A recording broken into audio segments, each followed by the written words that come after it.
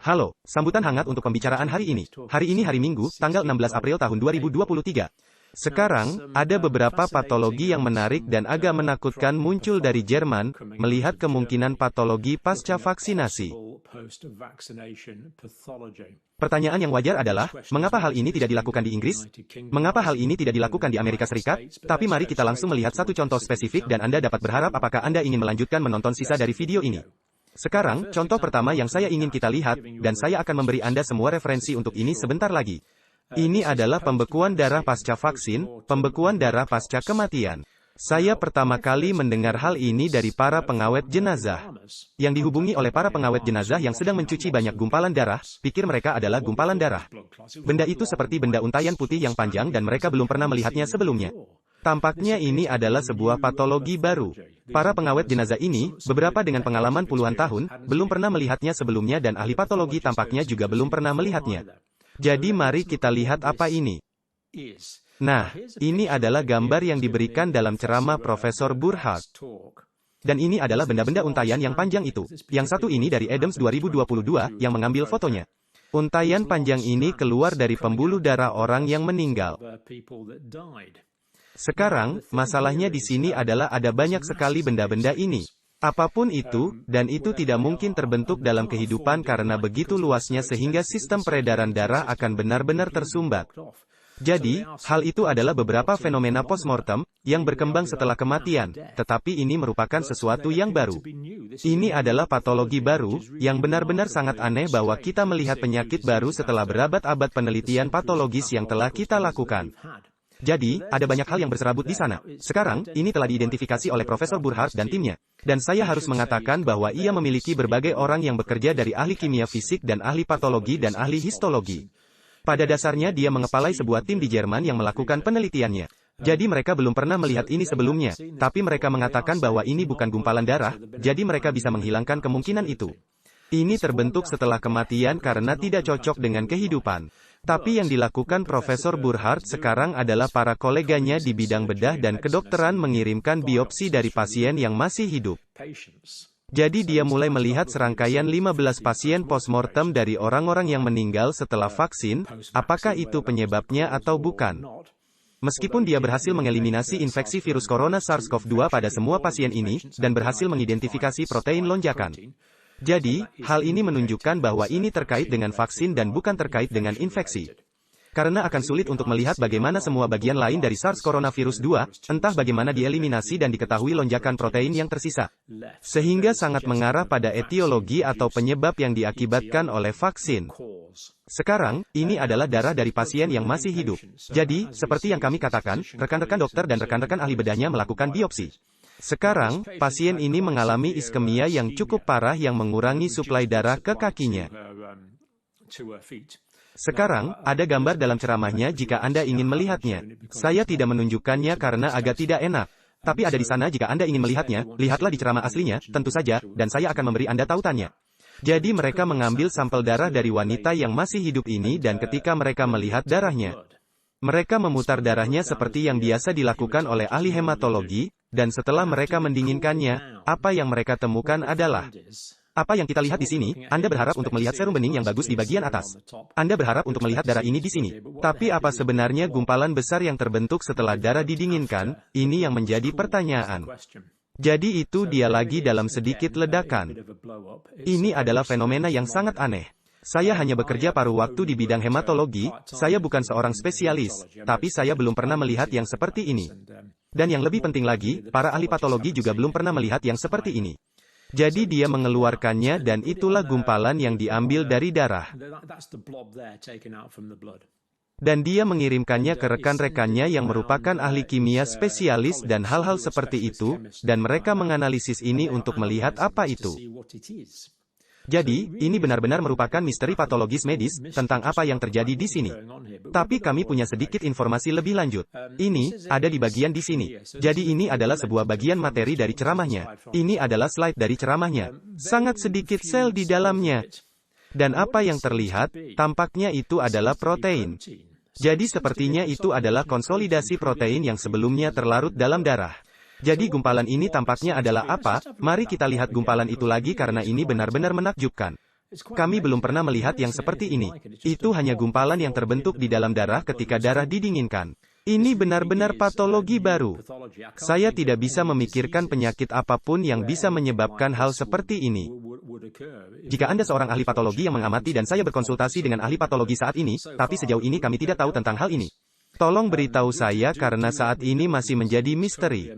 Sepertinya itu adalah protein. Jadi, apa yang tampaknya terjadi adalah setelah sampel darah diambil, protein-protein ini sebelumnya berada dalam larutan di dalam darah, seperti dalam sebuah larutan. Dan kemudian ketika darah didinginkan, mereka mengendap dari larutan dan membentuk gumpalan-gumpalan ini. Tentu saja, jika di dalam pembuluh darah, ini terbentuk dalam botol spesimen darah yang disentrifugasi, jadi menjadi bulat. Jika terbentuk pada pembuluh darah yang panjang dan tipis, maka tentu saja, seperti halnya cetakan, ia akan membentuk sesuai dengan bentuk pembuluh darah tempat ia terbentuk. Dan ini tampaknya menjelaskan hal-hal berserabut panjang yang dilaporkan oleh para pengawet jenazah kepada saya sekitar 18 bulan yang lalu. Jadi, dari mana kita mendapatkan semua informasi ini? Jadi Profesor Arne Burkhardt dan bekerja sama dengan Walter Lang, ahli patologi lain. Sekarang, Profesor Burkhardt adalah ahli patologi dengan pengalaman lebih dari 40 tahun. Lebih dari 150 publikasi penelitian sumber utama, seorang dokter ahli patologi bereputasi internasional. Dan ketika orang-orang seperti ini mengungkapkan kekhawatirannya, saya pikir kita cukup bodoh, sejujurnya, jika kita tidak mendengarkannya. Kita memiliki hak istimewa di saluran ini untuk berbicara dengan beberapa ilmuwan dan dokter terbaik di dunia, dan jika kita tidak mendengarkan mereka, mengapa repot-repot memiliki ilmuwan dan dokter? Kita harus mendengarkan mereka dan setidaknya menanggapi pertanyaan mereka dengan serius. Tindakan minimal yang dilakukan oleh pihak berwenang di Inggris adalah menanggapi pertanyaan ini dengan serius. Dan menugaskan ahli patologi kita sendiri untuk melakukan pekerjaan ini, maka itu adalah tanggapan minimal yang kita harapkan dari setiap otoritas yang kompeten. Jika mereka tidak melakukan hal itu, saya pikir kita bebas mempertanyakan kompetensi otoritas kita. Oh ya, inilah Profesor Burkhardt. Ini adalah ceramahnya, seperti yang kami katakan, profesor senior patologi yang sangat berpengalaman dan bereputasi tinggi. Presentasi asli dalam bahasa Jerman dari ceramahnya ada di sana. Lihatlah sendiri. Ini disebut otopsi. Studi otopsi dan histopatologi tentang efek samping dan kematian karena vaksin COVID-19 yang dilakukan di Reutlingen di Jerman, tempat dia bekerja saat ini. Jadi, banyak dari pekerjaan ini didasarkan pada imunohistopatologi ini. Jadi mereka dapat mengidentifikasi histologi, yaitu jaringan, imunitas di dalam jaringan, dan mereka mencari protein tertentu. Dan yang mereka temukan pada lesi ini adalah protein lonjakan, tetapi bukan protein nukleokapsid. Mereka tidak menemukan seluruh virus, mereka hanya menemukan bagian dari bagian virus yang disintesis di dalam tubuh setelah dirangsang oleh vaksin. Dengan cara itulah kita tahu bahwa kita tidak berurusan dengan sindrom pasca COVID di sini, kita berurusan dengan sindrom pasca vaksin. Dan masih banyak yang perlu diketahui tentang hal ini dengan segera. Itu adalah tautan ke halaman yang diterjemahkan. Ini adalah konferensi kedua tentang efek samping vaksin. Tersedia terjemahan bahasa Inggris, silakan lihat. Nah, kerabat mulai beralih ke ahli patologi pada Maret tahun 2022 dan seterusnya karena mereka memiliki orang yang mereka cintai yang meninggal. Dan kematian mereka tidak masuk akal bagi mereka. Jadi, mereka jelas ingin tahu mengapa kerabat mereka meninggal. Dan para ahli patologi membuat diagnosis postmortem yang definitif, sayangnya, tapi kualitas diagnosisnya sangat bagus. Patologi adalah ilmu pengetahuan yang murni dan sejauh ini merupakan cara terbaik untuk mengetahui penyebab kematian seseorang.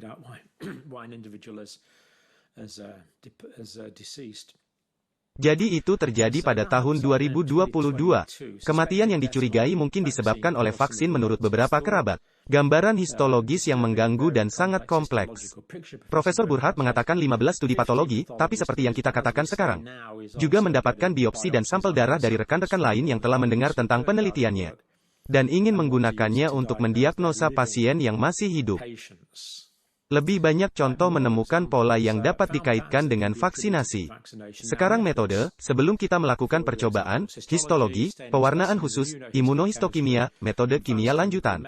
Masalah toksikologi dan seperti yang saya katakan, dia merekrut banyak lesi yang berbeda. Jadi lonjakan protein di sana mereka tahu itu bukan infeksi virus yang sebenarnya. Mereka melakukan semua penelitian ini dengan berbagai kolega spesialis seperti yang kami katakan di Jerman. Masalah toksikologi analitik, hal-hal yang telah diabaikan di masa lalu. Sekarang EDC mengatakan bahwa ini adalah racun yang sedang bekerja yang diproduksi di dalam tubuh. Ini adalah terjemahan dari bahasa Jerman, tapi menurut kami ini cukup akurat. Yang berarti Anda harus melihat ke dalam jaringan, yang tentu saja merupakan pekerjaan para ahli histopatologi. Infeksi telah dikecualikan. Saya rasa kita tidak bisa menekankan hal itu dengan cukup kuat. Dia telah berusaha keras untuk mengesampingkan kemungkinan bahwa ini adalah penyebab infeksi. Sekarang, salah satu tes metodologi yang dia lakukan yang kita harapkan adalah ini adalah otot, tempat di mana vaksin disuntikkan dan Anda bisa melihat protein lonjakan coklat yang diproduksi. Inilah yang kita harapkan terjadi. Inilah yang seharusnya terjadi. Jadi, yang seharusnya terjadi adalah vaksin disuntikkan ke lengan, vaksin tetap bersifat lokal, yang sekarang kita tahu tidak demikian.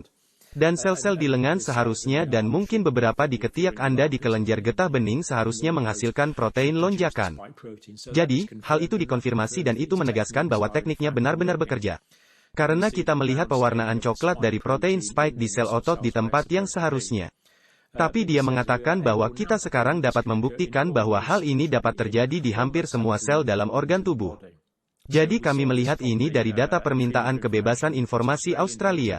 Hal ini terjadi di seluruh tubuh, bukan hanya di tempat penyuntikan. Dan apa yang Anda temukan adalah endotelitis diffus. Jadi endo adalah lapisan epitel atau lapisan endotel dan itis adalah peradangan. Jadi yang terjadi adalah vaksin beredar di seluruh tubuh.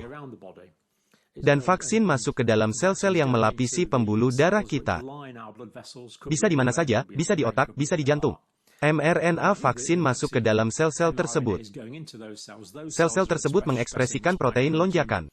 Jadi, Anda mendapatkan protein lonjakan yang diekspresikan dalam sel, misalnya di kapiler yang memompa darah, miokardium, otot jantung. Dan karena protein lonjakan itu asing, sistem kekebalan tubuh kemudian menyerang sel-sel ini. Dan kita mengalami peradangan di berbagai bagian tubuh. Itulah yang terjadi. Protein lonjakan aktif diproduksi misalnya di jaringan adiposa yang mengelompok di sekitar endotel kapiler. Sekali lagi ini adalah jaringan lemak di sini. Sekarang apa yang kita lihat di sini adalah kapiler di sini. Jadi kita melihat protein lonjakan coklat yang diproduksi di kapiler dan jaringan lemak. Sekarang ini dimulai dan berhenti di sini karena masuk dan keluar dari bidang gambar yang sering terjadi pada spesimen patologis. Tetapi ada beberapa lonjakan protein yang diproduksi di jaringan adiposa juga. Karena lapisan pembuluh darah sangat rusak sehingga mRNA bocor ke dalam jaringan tubuh, masuk ke dalam sel-sel tubuh.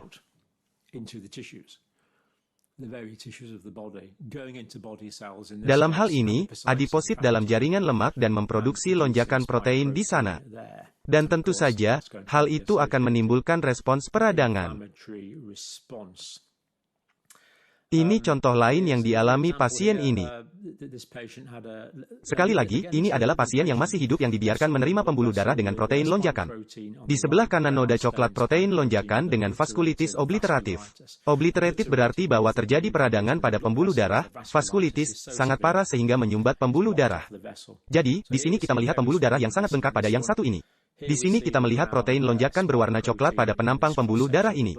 Dan di sini kita melihat protein lonjakan telah menyumbat pembuluh darah. Jadi kerusakan pada paparan trombogenik endotel. Sekarang, diagram ini agak rumit, tetapi sel-sel datar di sini adalah sel endotel yang normal. Sekarang, saya tidak akan membahas tahapan patologis karena kita bisa berada di sini sepanjang hari. Tapi apa yang pada dasarnya terjadi adalah protein lonjakan sedang diproduksi oleh sel endotel pembuluh darah, sel yang melapisi pembuluh darah. Itulah yang terjadi, tetapi hal itu seharusnya tidak perlu terjadi. Tapi hal itu akan terjadi tentunya karena distribusi sistemik vaksin. Sistem kekebalan tubuh kemudian menyerang sel-sel ini, menghancurkan sel-sel ini. Dan artinya, Anda telah menghilangkan lapisan atas ini, Anda telah menghilangkan lapisan atas. Jadi lapisan bawahnya terbuka dan itu bisa menyebabkan pembekuan karena dasar tubuh mengira sudah dipotong. Itu adalah trombosis yang diinduksi. Jadi, Anda mengalami trombosis yang diinduksi karena kerusakan pembuluh darah karena lapisan di bawahnya bersifat trombogenik. Jadi itulah yang terjadi di sana dalam contoh itu. Benda asing juga ditemukan di paru-paru tapi tidak di alveoli. Benda-benda asing tersebut mungkin berupa kolesterol, itu tampaknya adalah kolesterol. Jadi, inilah benda asing di sana yang tidak seharusnya ada di sana, tapi ruang udaranya baik-baik saja, tidak ada di ruang udara. Dan juga benda asing itu, kolesterolnya bisa menghasilkan kristal.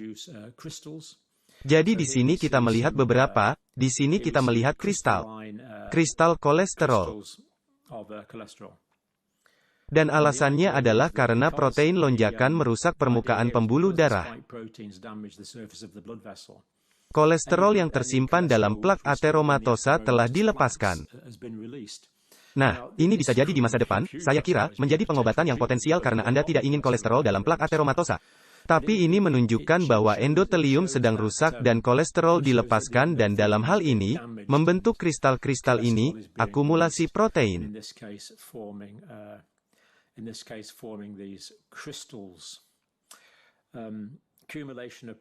Ada protein jenis amiloid yang diproduksi juga. Jadi, yang juga ditemukan adalah protein aneh. Ini sebenarnya bukan protein amiloid, tapi jenis protein lain. Tapi protein tampaknya terakumulasi di bagian lain dari tubuh, terutama otak. Dan yang dikhawatirkan adalah demensia. Jadi, lihatlah sendiri sumber-sumber asli ini. Pastikan terjemahan saya sudah cukup baik. Saya akan melakukan konsultasi lebih lanjut mengenai hal ini, tetapi terjemahan video ini, menurut saya, sudah cukup akurat, sejauh yang saya ketahui. Saya mengenali banyak istilah patologis karena istilah-istilah itu hampir sama dalam bahasa Jerman dan Inggris, serta bercampur dengan bahasa Jerman. Jadi menurut saya sudah terlihat bagus. Jika Anda penutur asli bahasa Jerman atau dua bahasa, atau kompeten dalam bahasa Jerman, beritahu saya tentang kualitas terjemahannya. Kita sedang dalam latihan belajar di sini. Banyak pertanyaan yang diajukan, dan pihak berwenang benar-benar perlu menjawab pertanyaan-pertanyaan ini karena kita tampaknya sedang melihat patologi baru yang belum pernah terlihat sebelumnya. Jadi, mari kita berharap bahwa negara Inggris dan Eropa, dengan otoritas Eropa dan Amerika Serikat, juga Kanada, Selandia Baru, Australia, banyak ahli patologi di negara-negara tersebut. Mereka benar-benar harus mulai memperhatikan ini, sekarang mereka tahu apa yang harus dicari. Sekarang Profesor Burhart dan timnya mengatakan inilah yang harus dicari. Mudah bagi mereka untuk menemukannya karena mereka tahu apa yang mereka cari. Mari kita berharap hal ini terjadi dan berharap kita mendapatkan jawaban yang pasti. Karena jika kita berurusan dengan patologi yang sama sekali baru, itu akan mengkhawatirkan. Terima kasih telah menonton.